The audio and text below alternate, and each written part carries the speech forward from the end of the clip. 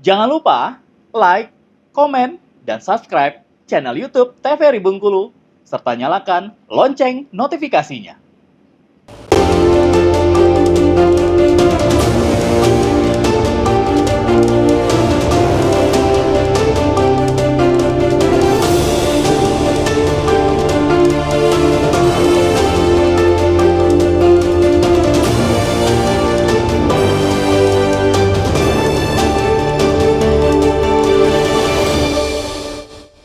Terima kasih Anda kembali menyaksikan Berendo TVRI Bengkulu. Baik, kita akan lanjutkan ke Mas Bowo mengenai tema tadi. Mungkin saya mau mulai dari kita beberapa tahun lalu ya. Mas mungkin sudah dengar, masih teringat, residunya masih tersisa sampai sekarang. Ada organisasi-organisasi terlarang yang menyebarkan paham-paham radikalisme yang bahkan masih kita rasakan sampai sekarang. Kalau kita melihat dari peran pers, seperti apa sih peran pers dalam membendung propaganda ataupun nilai-nilai radikalisme di masyarakat kita saat ini? Bukan hanya bagaimana kita melihat pemberitaannya seperti apa, tapi memang tadi residunya masih tertinggal. Melihat kondisi sosial masyarakat kita seperti ini, bagaimana sekarang? Ya, yang pertama, pers ini kan kalau sekarang kan semakin memperluas diri, memperluas kreativitas. Jadi salah satu program pemerintah dalam upaya menangkal radikalisme itu adalah dengan menumbuh kembangkan, menguatkan rasa cinta tanah air. Jadi kalau orang cinta tumpah darah, insya Allah mereka tidak akan radikal. Nah, ini kan bicaranya ke konten kalau pers kan. Nah, bahkan sekarang bukan cuma pers, influencer, kemudian pelaku-pelaku media sosial, selebgram segala macam. Semakin mereka banyak menampilkan konten-konten wisata, konten kuliner, keberagaman, itulah sebenarnya upaya untuk menangkal radikalisme yang natural gitu. Karena memang itu potret negara kita, betapa negara kita ini ya nikmatnya itu nggak bisa lah dibandingkan dengan negara lain. Nikmat alam, kuliner, segala macam, suku bangsa. Coba berapa ribu suku bangsa di negara kita, berapa aneka ragam kuliner, objek wisata yang alami gitu. Nah sekarang sudah ada juga yang objek wisata buatan kan, sudah banyak juga. Nah inilah terus digaungkan. Kalau Anda sering melihat media online, tentu banyak media online itu yang mulai menampilkan konten-konten seperti itu. Nah itu juga salah satu bentuk. Jadi kita menangkal radikalisme tidak harus selalu dengan isu anti terorisme begitu ya. Tapi dengan konten muatan-muatan yang itu mempengaruhi alam bawah sadar orang. Itu menumbuhkan cinta tanah air, cinta perbedaan, menghargai perbedaan. Itulah salah satu fungsi pers ya dalam menangkal radikalisme. Nah yang keduanya tentunya pers juga memiliki fungsi untuk tidak membantu penyebaran ajaran-ajaran atau aktivitas organisasi yang dilarang menurut hukum yang berlaku negara Indonesia ya. Tapi saya yakin orang-orang yang pernah terlibat di dalamnya itu sama-sama seperti kita ya.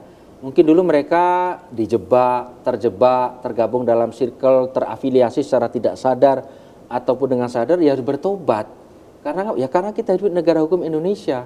Yang dulu pernah bergabung di HTI sudah dibubarkan, yang dulu pernah berhimpun di FPI sudah dibubarkan, ya yuk kembali kepada pangkuan tanah air gitu. Nah, cintai tanah air ini, jangan dirusak, jangan kau bom kantor polisi itu, jangan kau bom hotel, rumah ibadah. Meskipun hotel itu tempat maksiat orang gitu, tapi di situ ada orang-orang yang menafkahi anak-anak mereka, anak-anak mereka menuntut ilmu di pesantren di mana-mana. Mereka kan egois gitu. J. Marriott dibom karena katanya itu tempat banyak bule dulu kan segala macam. Di situ ada orang pribumi yang bekerja gitu. Mungkin ada tukang urut bener kan, anaknya sekolah, ada office boy, ada yang nyuplai makanan dari hasil bumi kita. Jadi berpikirnya tuh harus kompleks ya. Jangan sempit ya. Karena sempit berpikir inilah salah satu cikal bakal orang jadi radikal gitu. Nah, saya pikir itu bentuk-bentuk peran pers dengan tidak ikut menyebarluaskan paham-paham ataupun aktivitas-aktivitas ormas yang memang secara hukum sudah dilarang ada di Indonesia. Sejauh ini kita. Nah, untuk konteks Bengkulu itu kita ya dari SMSI, karena SMSI ini kan anggota asosiasi media online. Ada 150-an lebih media online yang bergabung di kita. Itu setiap ada konten-konten yang sifatnya mendorong upaya penguatan cita tanah air, kita share ke teman-teman. Termasuk juga di media-media sosial yang dimiliki oleh media online. Dan alhamdulillah sampai hari ini kita belum ada menemukan media online yang terafiliasi kepada paham-paham radikal ataupun organisasi-organisasi yang berafiliasi.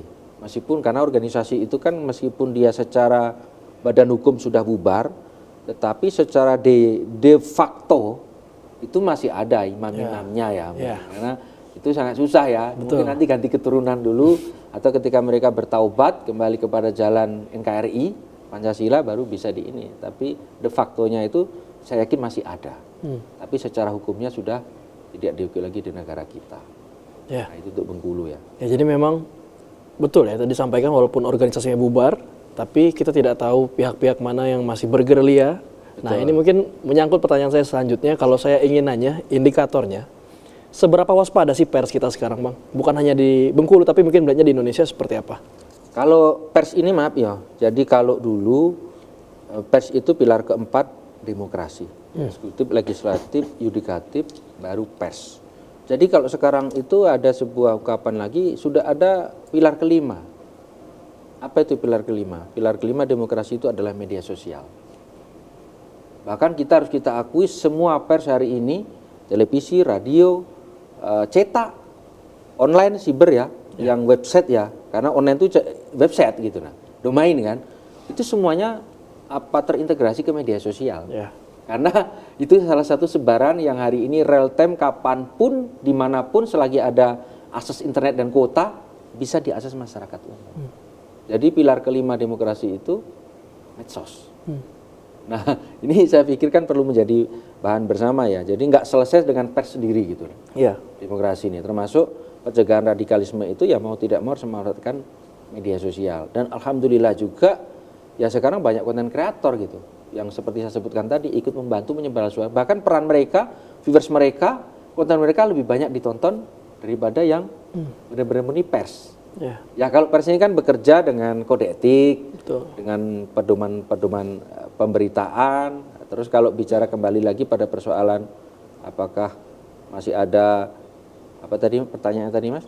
Masih ada sisa-sisa. Sisa-sisa itu ya tentu itu masih ada. Ya. Tapi secara legal standing mereka tetap warga negara Indonesia. Betul. Karena punya KTP dan cuma Ya. secara pemahaman aktivitas untuk mengatasnamakan organisasi ya sudah dibatasi Ya. atau tidak boleh lagi untuk menyebar untuk apa mengatasnamakan organisasi seperti HTI dan FPI ya. Nah, kalau perkenaan dengan penyebaran paham saya pikir itu sampai hari ini masih terus berlangsung. Ya. Karena mereka ini kan sebuah jaringan yang terorganisir. Ya. Jadi tidak semudah itu juga Ferguson untuk menghancurkan mereka itu ya. Pemahamannya ya, Ya. bukan orangnya ya. Kalau orang itu kan dinamis pemikirannya bisa berubah setiap saat tergantung situasi kan dan keyakinan mereka kan. Ini tetap menjadi PR bersama termasuk PR pers dan pelaku media sosial dan tentunya pemerintah dengan alat-alat yang mereka miliki. Alat-alat ini kan bisa orang, bisa peralatan segala macamnya ya. Ini tetap menjadi PR sampai kapanpun karena sudah ditulis dalam Al-Quran Sunnah memang yang seperti itu tetap ada. Ya. Itulah sunatullah tadi kan. Hanya tinggal diperbesar apa kecil ininya saja kan. Ya. Apa jumlah mereka, terus ruang gerak mereka dibatasi, segala macam. Ya itulah namanya pemerintah dengan alat-alatnya dan kita masyarakat kalau kita cita tanah air ya paham-paham seperti itu harus kita perangi. Syukur-syukur di Bengkulu nggak ada kan. Ya. Biarlah ada di daerah lain. Maunya kita kan begitu. Kalau ada isu-isu yang agak-agak kena polarisasi ya, itu kan kita harapannya biarlah di daerah lain saja. Janganlah di Bengkulu. Karena Bengkulu seperti kata Mas tadi sudah cukup harmonis. Ya. Bahkan ada salah satu kampung di Bengkulu Utara itu kan kampung keberagaman. Betul. Nomor satu sebenarnya moderasi beragama. Artinya apa? Meskipun itu orang lingkupnya kecil, artinya ini kekayaan Bengkulu gitu. Ya. Diakui oleh Indonesia. Di sini ada beberapa orang berbeda keyakinan bisa tinggal satu kelurahan. Betul. Yang satu merayakan azan di sini tidak terganggu, yang sini lagi ibadah nyepi atau apa namanya nggak terganggu, lagi ibadah gereja nggak terganggu. Kerukunan seperti inilah ciri khas Bengkulu dengan segala heterogenitasnya gitu nah.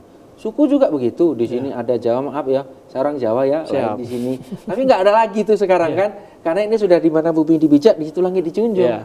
Saya sudah lahir di sini, ini tumpah darah saya yang harus saya jaga. Betul. Dari segala ancaman-ancaman gitu nah, yang bisa merusak sendi-sendi persatuan dan kesatuan bangsa. Nah, semangat-semangat seperti ini harus kita tumbuhkan karena nggak ada lagi namanya sukuisme. Ya. Kalaupun ada paguyuban-paguyuban, ya itu kan untuk kerinduan. Ya. Kerinduan budaya.